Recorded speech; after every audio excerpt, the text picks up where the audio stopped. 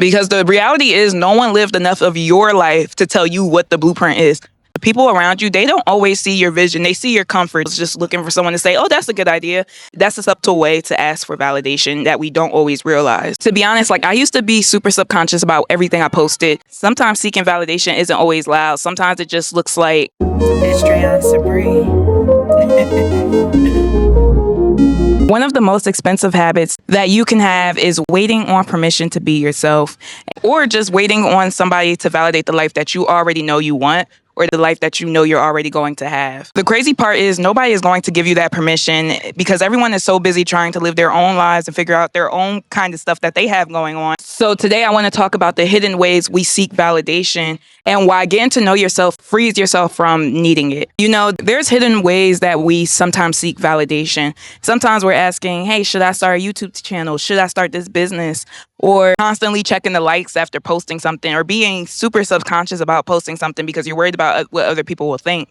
And then other times we're waiting for everyone to understand our decision before acting on it. To be honest, like I used to be super subconscious about everything I posted. Like from the pictures, I used to be like, oh my gosh, it looks this way, it looks that way. Oh my God, I don't like the way my stomach looks. Like that's normal to have, but I remember tying it to like, okay, now I'm not posting it because of X, Y, and Z. Like now I'm at a point where I don't care. You're gonna see the role, you're gonna see the people in the background. Like I don't care. Like even me right now recording.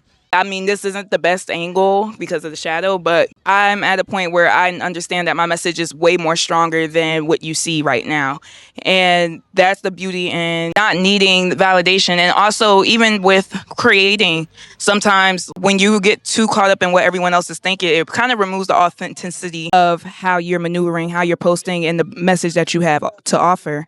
It puts you in a place to create from a place of anticipated approval rather than creating from a space of knowing your worth, knowing what you have to offer. Sometimes seeking validation isn't always loud. Sometimes it just looks like hesitation. And, you know, it's natural for us to be hesitant in some ways. And one thing I really learned was like once you start learning yourself a little bit more and knowing yourself, the less you need other people's approvals, the less outside opinions matter. You know, I spent a lot of times over the years being alone, spending time by myself. And, you know, on top of that, I grew up kind of shy and quiet. So I wasn't necessarily like super outgoing. And in turn, you know, that leaves a lot of room for people to make up their own assumptions. And I had to learn to be okay with that. Like, because I was the quiet kid, I had to be okay with people thinking I was probably sneaky or maybe thinking that I didn't have anything valuable to say. And I think understanding that about myself, I learned later on, like, you know, the way other people perceive you is not your problem and is not your responsibility to live up to what other people want, because at the end of the day, that's projection. But being alone, it leaves you to yourself. It lets you explore what you genuinely enjoy. Like for me, with being alone, I like traveling and I don't want to wait on nobody. So guess what? I'm traveling on my own. Or I like to write and I like to plan. Like sometimes I literally will be like, oh my gosh, I feel like I'm scrolling too much. Let me go take out my iPad and start planning, because that's something I genuinely enjoy. And for you, it might be reading. For you, it might be listening to music. Maybe it's writing music. You never know until you actually spend enough time alone. I think especially sometimes we get too caught up in being with the people around us. And I understand, like in some proximities and some households, you're going to be very close to somebody all the time. But looking back on those times, sometimes I would overshare. And even in that oversharing, I was just looking for someone to say, oh, that's a good idea, instead of just sharing it just to share it. You know, I already knew what I wanted. I just wanted confirmation. It was like, who's to say that the confirmation from someone else holds enough weight for it to mean something to you? I realized sometimes oversharing isn't just excitement. It's outsourcing certainty. It's outsourcing feedback. And while that can be good, we also have to be able to filter what's actually beneficial and what's not. And, you know, that brings me into asking for advice. There's a difference between asking for advice versus permission. You know, advice helps you make better decisions, whereas permission makes someone else responsible for whatever decision you make. And not necessarily, we're always responsible for our own decisions, but asking for permission gives a lot more weight to somebody else. So when you ask a question like, should I go to grad school? Should I do this job? You should be asking, what are the pros and cons of me doing this thing? Not, should I do it? Because at that point, it's giving away the autonomy of why. Everyone doesn't know your why. Everyone doesn't know your reasoning. And everyone doesn't even know your capabilities. So that's why I say, like, you can go out for advice, but do not make it into a point where you're asking for validation. Your wording matters because your mindset matters.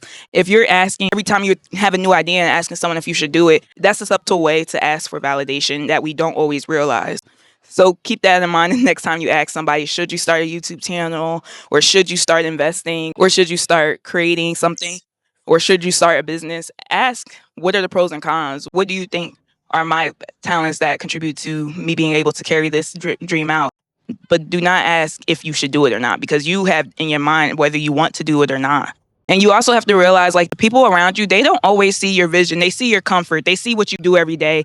And if you tell people you're around, you're not working out every single day, and then you go ahead and tell people, yeah, I want to run a marathon, they're looking at you like, yeah, right. Yeah, right. Because I've never seen you to be that person. But you know in your head what training plan you're about to do. You know in your head what it's going to take for you to be able to accomplish that. Whereas not everyone else sees that for you. Not everyone else knows that you're capable of doing it. Everyone else's vision of your life is based on what they want or how they live or their own lived experiences. And I touched on this in my last video about dating yourself, but you have a unique lived experience that is catered to you, and no one else can replicate that. So you need to honor your experiences, your vision, and your desires, because not everyone else can see that. And you want to visit my video where I talk more about dating yourself and finding your purpose. The link is up here in the corner.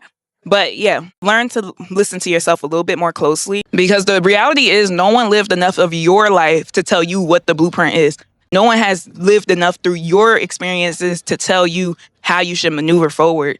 And I think sometimes we don't give ourselves as much credit as we should, because we kind of know the answers to a lot of our own problems. We know the solutions, and just sometimes we're not just sticking to it.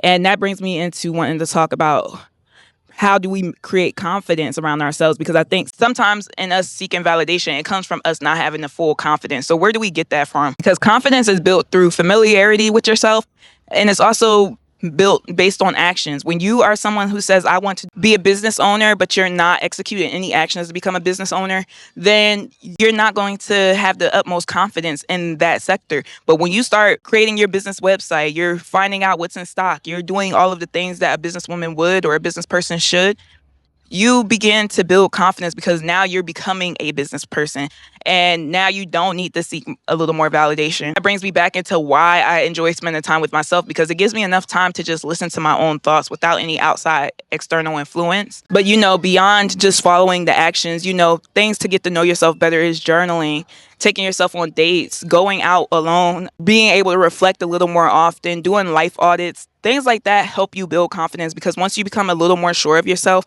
it's hard to allow everyone else to make room for or make noise about what you should or shouldn't be doing. The more experiences you have with yourself, the less you'll need someone else's opinion to tell you who you are. If there's one thing you take away from this video, I want you to stop waiting for someone else to validate the person you know you're already becoming. Spend more time getting to know yourself than convincing people who you are. The confidence you are looking for is not hidden. It's built every single time you choose yourself. But remember, encouragement is healthy, but dependence on validation is very expensive. And I don't want you to spend any more of your time on that. And I want you to get more comfortable with knowing yourself.